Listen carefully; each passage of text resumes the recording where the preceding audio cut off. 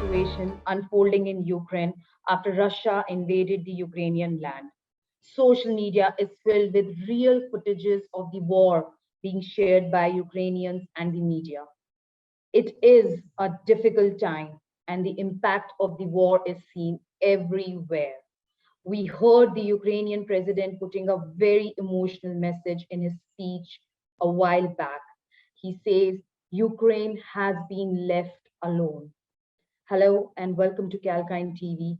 I'm Hani Bhargava from Kalkine Media. It is the day two of the war and thousands of people have been killed. As the world fixates on each development that happens through their screens, Kalkine Media brings you to an exclusive interview with a person belonging to the land, witnessing it all from her own eyes. I have with me Miss Yulia from Kiev, the capital of Ukraine. Yulia is originally from Argentina, but her family is in Kiev right now. Yulia, we are all concerned at the situation in Ukraine and hoping things settle down in a peaceful manner. Please tell our audience, where are you at this moment and how have things been for the past 2 days? I just want to let you know that currently I am based not in Ukraine. I am in a completely another country. I'm in Argentina, and my family still in Ukraine, and they are situated in Kiev, unfortunately. And this is a crucial moment. These 2 days will be the hardest because Russians they will attack and already start to attack the capital of our country. How did the situation escalate? Were you expecting the conflict to escalate this way, Yulia? To be honest, I don't have any clear expectations on what will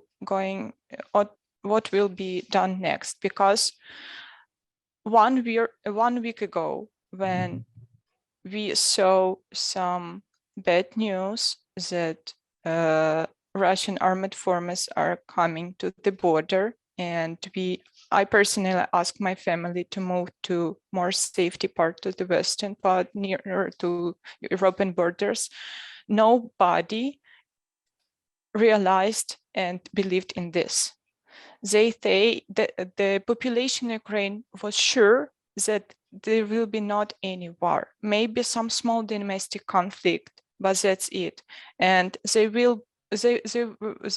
were sure for 100% that even if the war began, United States, Europe, and NATO, they will, cover this conflict and will not let it go as it is now. So right now it is impossible to predict any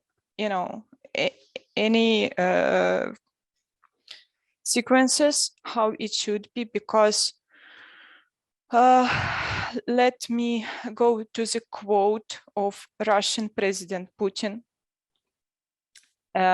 who says that this is operation that is called denazification of Ukraine. It means we didn't understand for the beginning what does it mean. For now, it means they literally want to destroy Ukraine as a country, included civil population. This is very important to understand. They are not going to destroy some kind of, economical centers. They are not going to destroy some branches. They want literally destroy our country. And we live with this in 21st century. This is very important to understand where we are now.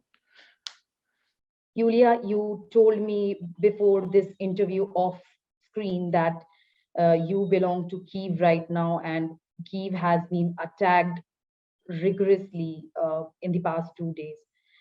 Can you tell me the real-time situation in your hometown?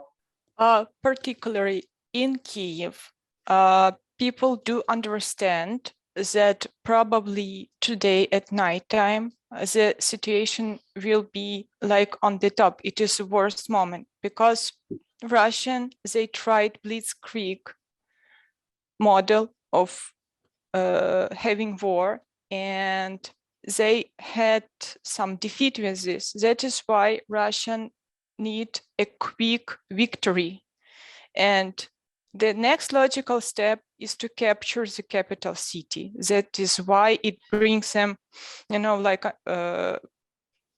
realizations that they won the war, actually. So right now, some territories, some districts of Kiev, they already are in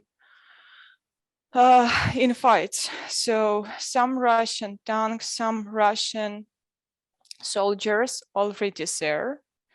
And there are a lot of provocations. There are street fights.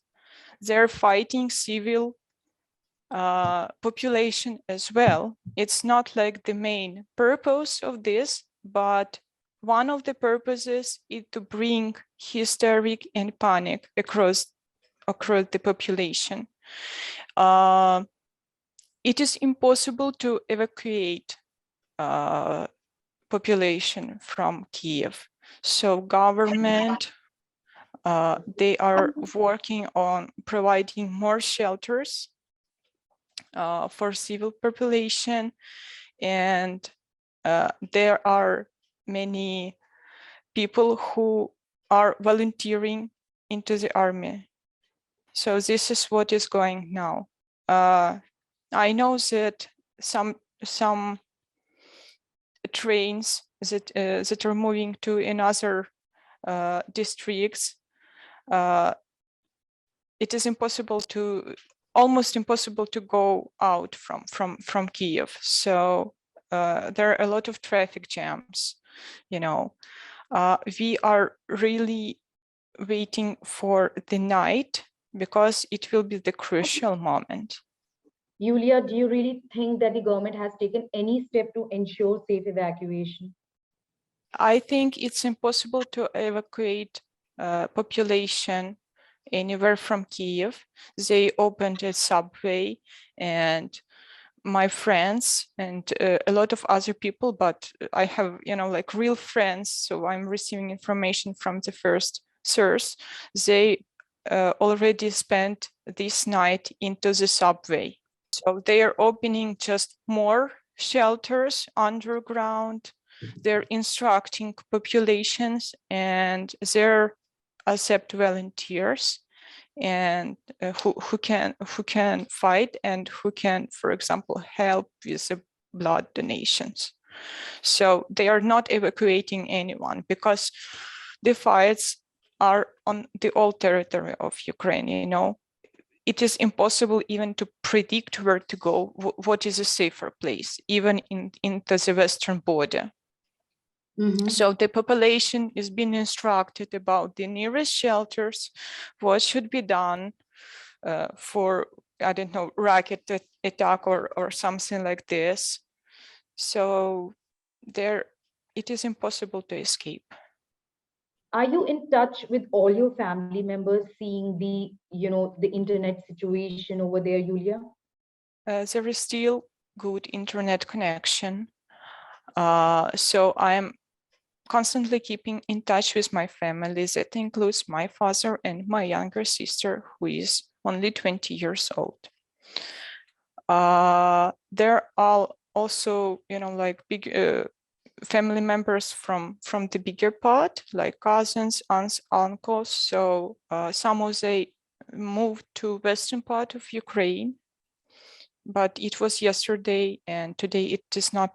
I think it is not possible anymore, like to cross the borders from one district to another district, because there are some blockposts and so on.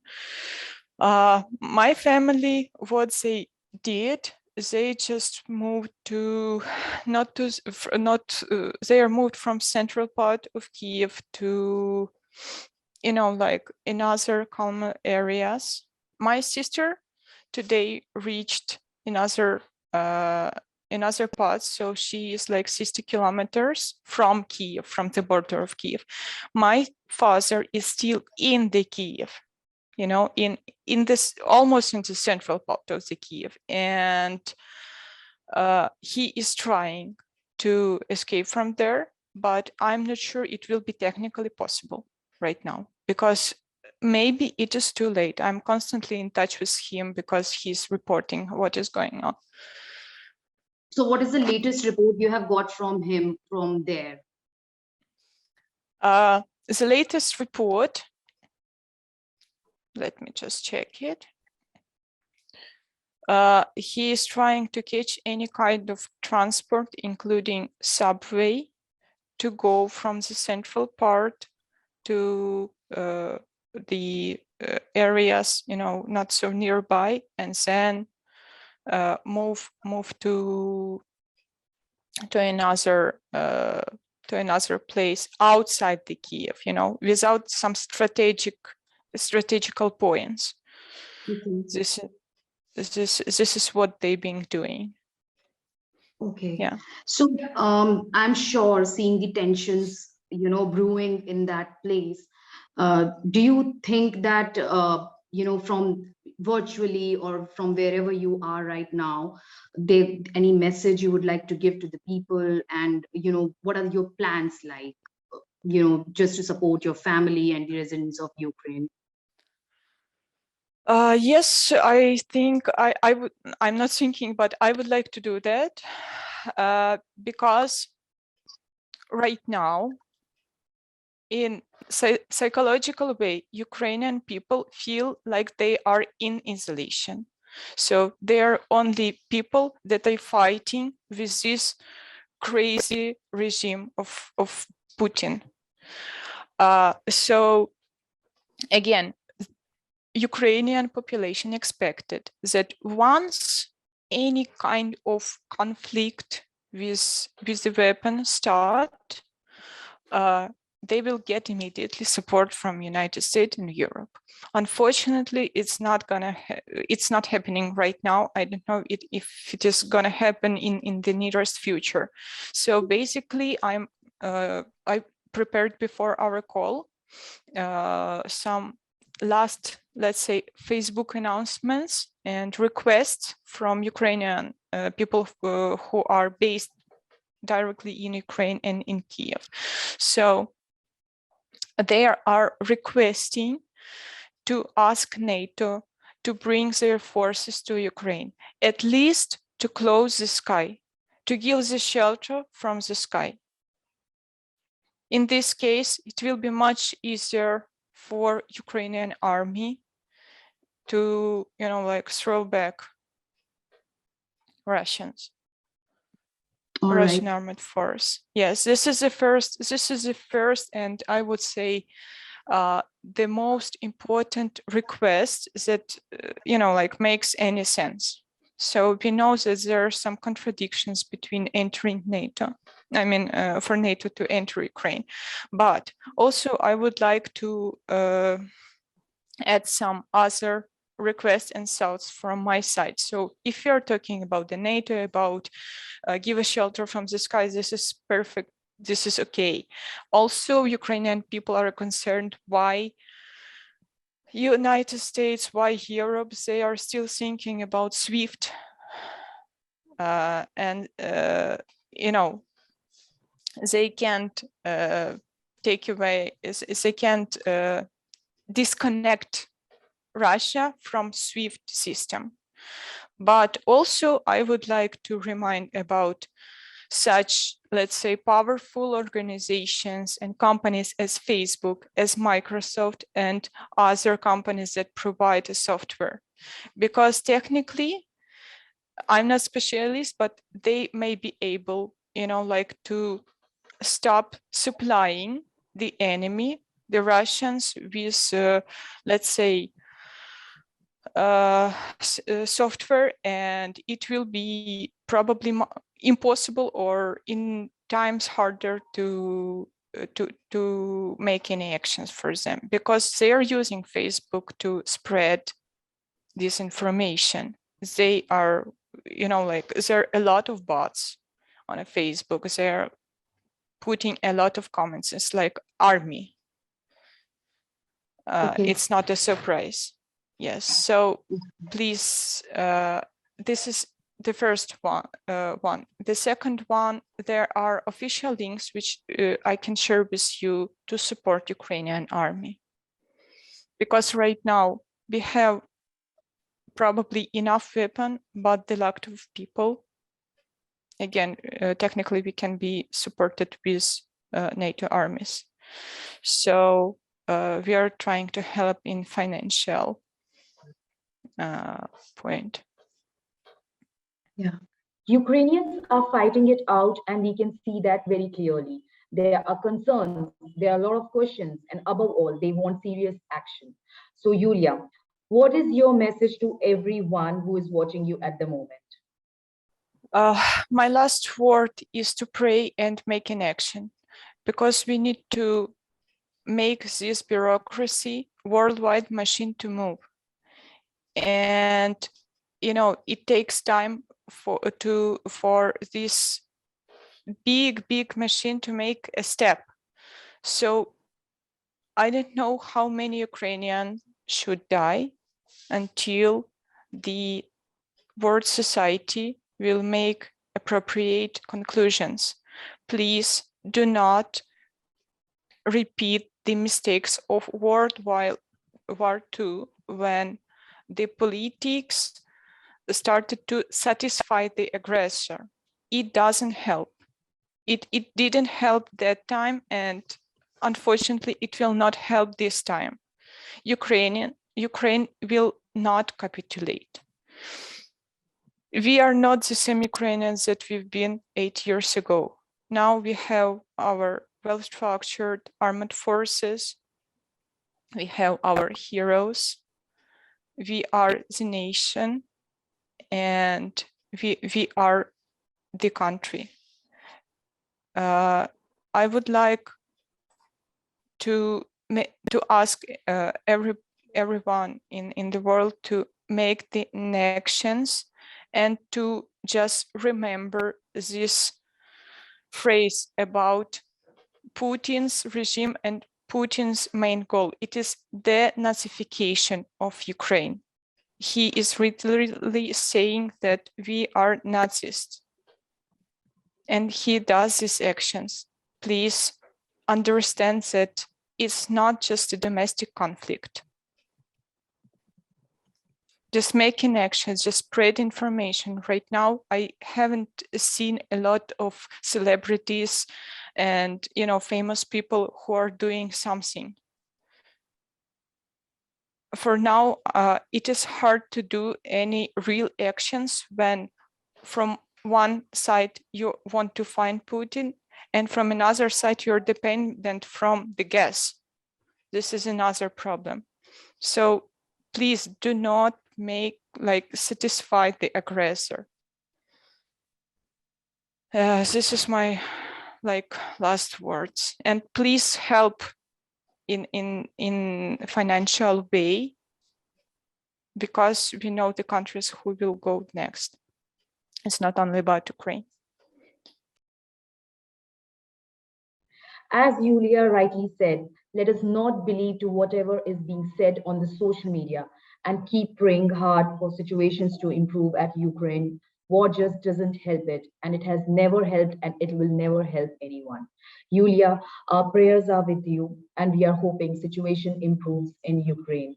So that was Yulia, who had joined us for an exclusive interview on Kalkine TV. And through this video, we would like to circulate Yulia's message to help Ukraine with financial aid and pray for them. That was all from Kalkine Media. Thanks for watching us. Stay tuned for more such updates exclusively with us. This is Hani Bhargava signing off for now.